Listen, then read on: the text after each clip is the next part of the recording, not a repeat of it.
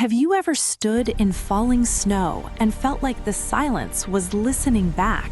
Because in winter, sound dies first, then footprints disappear, and if something is following you, the cold makes sure no one ever knows. Tonight's story happened in the dead of winter, when the temperature drops low enough to erase evidence, memories, and sometimes people. What was found in the snow shouldn't have been possible, and what was never found is far worse. This is a true winter horror story, pieced together from police records, first-hand accounts, and the unsettling gaps in between. It's disturbing not because of what we know, but because of what we don't. In January of 1997, there was a town called Black Hollow. 300 people, one road in, one road out. And in winter, sometimes not even that. Snowfall here wasn't gentle. It pressed down on the town, thick and soundless, piling against buildings as if the land itself was trying to bury what lived there.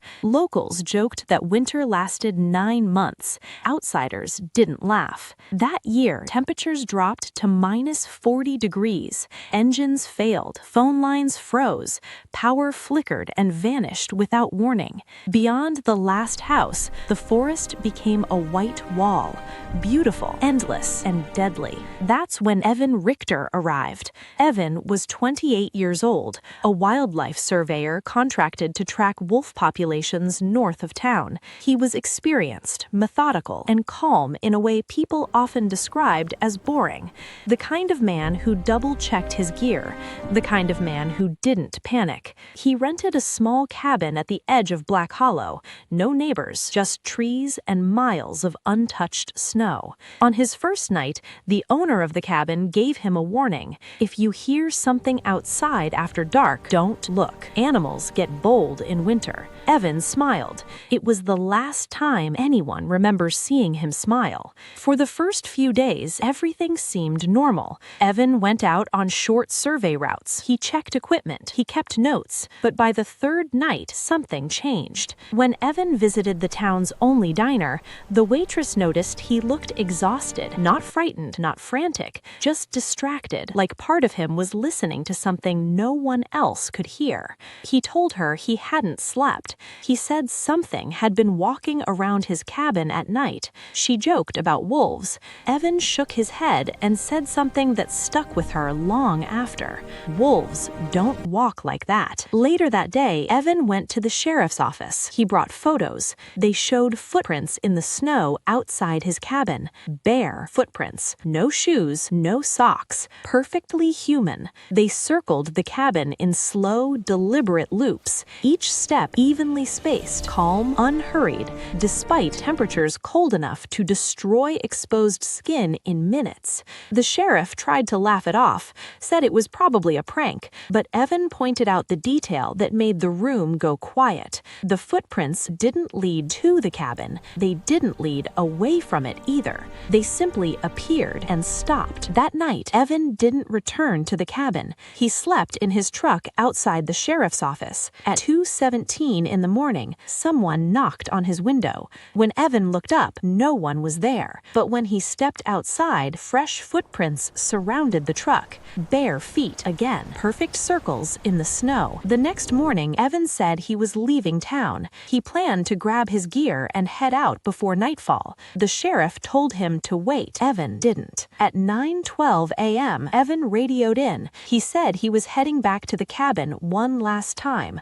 A storm rolled in less than an hour later. A whiteout. Visibility dropped to nothing. Wind screamed through the trees like something alive. Snow erased the road as fast as it fell. That radio call was the last confirmed contact anyone ever had with Evan Richter. When the storm finally passed 2 days later, search teams followed Evan's tracks from town. They made it exactly half a mile. Then the footprints stopped. No drag marks, no signs of a struggle, no blood. Just untouched snow beyond that point, as if Evan had been lifted straight up and removed from the world. Search dogs refused to continue. They whined, pulled back. One reportedly lay down and wouldn't move. Not far from where the tracks ended, rescuers found Evan's backpack. It was placed upright upright, neatly zipped closed. Inside were his gloves, dry, warm. Winter swallowed everything else. 2 weeks later, the owner of the cabin returned to check the property. Nothing appeared damaged, nothing stolen, nothing out of place, except for one thing. Evan's audio recorder sat on the table, still running. The final recording was dated the night before Evan disappeared. Police listened together. At first, there was only silence. Then, footsteps, crunching snow, slow, circling. Evan's breathing could be heard, steady, controlled. Then he whispered, "They don't sink into the snow." There was a pause. Then he said, "They're standing right outside." More footsteps followed, dozens of them, bare, layered on top of one another. No wind, no animals, no voices, just movement. Evan spoke one last time. "They learned my name." The recording ended. There was no official explanation. Evan Richter was listed as missing, presumed dead. Years passed. In the spring of 2009, a hiker found bones near the tree line north of Black Hollow. Human, scattered, bleached white. Dental records confirmed they were Evan's, but one detail stopped the investigation cold. His feet showed no signs of frostbite, no fractures, no damage consistent with exposure, as if they had never touched the ground. No footprints were ever found leading to the remains. That same year, locals noticed something else. When the snow melted, bare footprints appeared in the mud around the old cabin, circling it, waiting. When winter returned, the footprints vanished. They always do. Evan Richter came to Black Hollow to track predators.